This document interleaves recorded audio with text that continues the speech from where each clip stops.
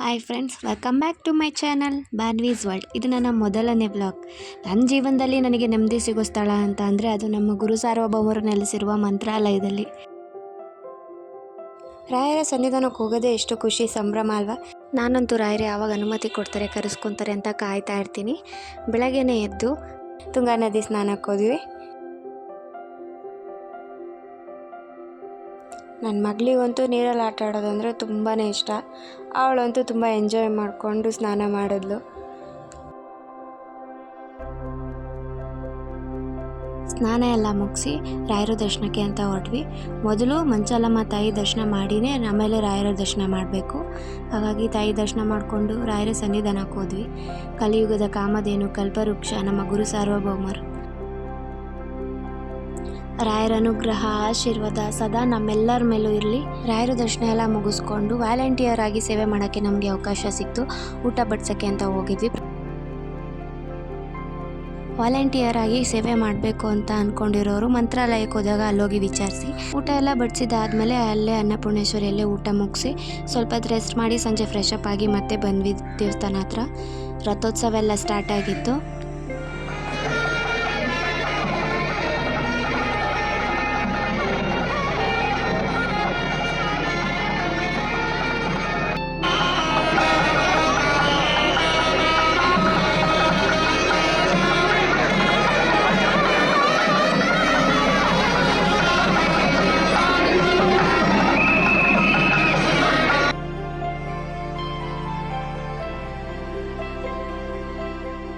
ಮತ್ತೆ ರಾಯರ ದರ್ಶನ ಮಾಡಿ ರಥೋತ್ಸವ ಎಲ್ಲ ನೋಡಿಕೊಂಡು ಮತ್ತೆ ಅನ್ನಪೂರ್ಣೇಶ್ವರಿಗೆ ಊಟ ಬಡಿಸೋಕ್ಕೆ ಅಂತ ಹೋದ್ವಿ. ಅಲ್ಲೇ ಊಟ ಮಾಡಿಕೊಂಡು ವಾಪಸ್ ರೂಮಿಗೆ ಹೋಗಿ ರೆಸ್ಟ್ ಮಾಡಿದ್ವಿ.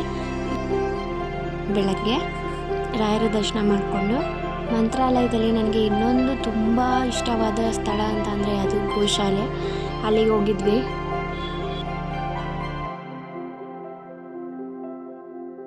ಎಷ್ಟು ಪ್ರಶಾಂತವಾಗಿರುತ್ತೆ ಅಂತ ಅಂದರೆ ಅಲ್ಲಿಂದ ಬರೋಕ್ಕೆ ಯಾವುದೇ ಕಾರಣಕ್ಕೂ ಮನಸ್ಸಾಗಲ್ಲ. ನನಗೆ ಅಲ್ಲಿ ಸೇವೆ ಮಾಡೋಕ್ಕೂ ಕೂಡ ಅವಕಾಶ ಸಿಕ್ತು.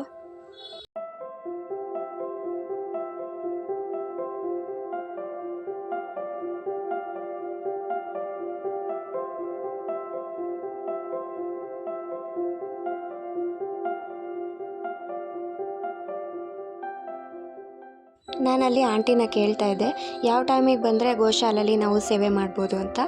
ಅವ್ರು ಹೇಳಿದ್ರು ಬೆಳಗಿನ ಜಾವನೇ ಹೋಗಬೇಕು, 11 ಗಂಟೆ ಒಳಗಡೆ ಹೋಗಬೇಕು.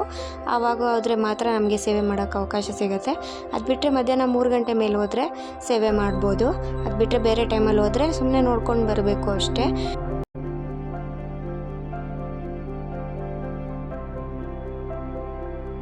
ಇಲ್ಲಿ ನೋಡಿ ಪುಟ್ಟ ಕಂದಮ್ಮಗಳನ್ನ ಗೇಟ್ ತೆಗೆದ್ರೆ ಸಾಕು, ಅವ್ರ ಅಮ್ಮದೇರ ಹತ್ರ ಓಡೋಗ್ಬಿಡ್ತಾರೆ.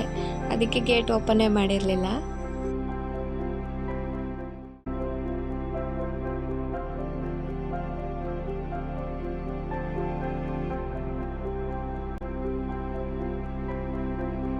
ಗೋಮಾತೆಗಳ ಜೊತೆ ಹೇಗೆ ದಿನ ಕಳೀತಂತಾನೆ ಗೊತ್ತಾಗಲಿಲ್ಲ. ವಾಪಸ್ ಬರೋಕ್ಕೆ ಮನಸ್ಸಿರಲಿಲ್ಲ, ಆದರೆ ವಾಪಸ್ ಊರಿಗೆ ಬರಬೇಕಿತ್ತು. ಹಂಗಾಗಿ ಮತ್ತೆ ಮಠಕ್ಕೆ ವಾಪಸ್ ಬಂದ್ವಿ. ನನ್ನ ಪುಟ್ಟ ದೇವತೆಗಂತೂ ಖುಷಿನೋ ಖುಷಿ. ರಾಯರ ಸನ್ನಿಧಾನದಲ್ಲಿ ಆಟ ಆಡೋದು, ಪ್ರದಕ್ಷಿಣೆ ಹಾಕೋದು, ಓಡೋಗೋದು. ಕೆಳಗೆ ಬಿಟ್ಟರೆ ಸಾಕು ಬರೀ ಪ್ರದಕ್ಷಿಣೆ ಹಾಕ್ತಾಯಿದ್ರು ಮೇಡಮ್ ಅವರು. ಈಗ ಮತ್ತೆ ಅಪ್ಪ ಹತ್ರ ಬಂದು ಈ ಥರ ಸೌರಿ ಅಂತ ಹೇಳ್ತಾಯಿದ್ರು. ತುಂಬ ಹೊತ್ತು ಅಪ್ಪನ ಹತ್ರನೇ ನಿಂತಿದ್ರು, ಈ ಥರನೇ ಮಾಡಿ ಅಂತ ಹೇಳಿ. ಮಗಳು ಫೋಟೋ ತೆಗಿತೀನಿ ನಿಂತ್ಕೊಮ್ಮು ಅಂತ ಅಂದರೆ ಈ ಥರ ಕೈ ಇಟ್ಕೊಂಡು ಓಡಿ ಬರ್ತಾಯಿದ್ಲು. ನನ್ನ ಹತ್ರ ಬರ್ತಾಳೆ ಅಂತ ನಾನು ಕೈ ಚಾಚಿ ಕೂತ್ಕೊಂಡ್ರೆ ನಾನು ಹಿಂದೆ ನಿಂತಿದ್ದು ಅಪ್ಪ ಹತ್ರ ಓಡೋದ್ಲು. ರಾಯರ ಸನ್ನಿಧಾನದಿಂದ ಊರಿಗೆ ಹೋಗೋ ಟೈಮ್ ಬಂತು. ಹೋಗೋ ಮನಸ್ಸಿಲ್ಲ, ಆದರೆ ರಾಯರು ಅನುಮತಿ ಕೊಟ್ಟಾಗ ಮತ್ತೆ ರಾಯರು ಕರೆಸ್ಕೊಂಡಾಗ ಮತ್ತೆ ಮಂತ್ರಾಲಯಕ್ಕೆ ಹೋಗೋಣ. ಮತ್ತೆ ಸಿಗೋಣ.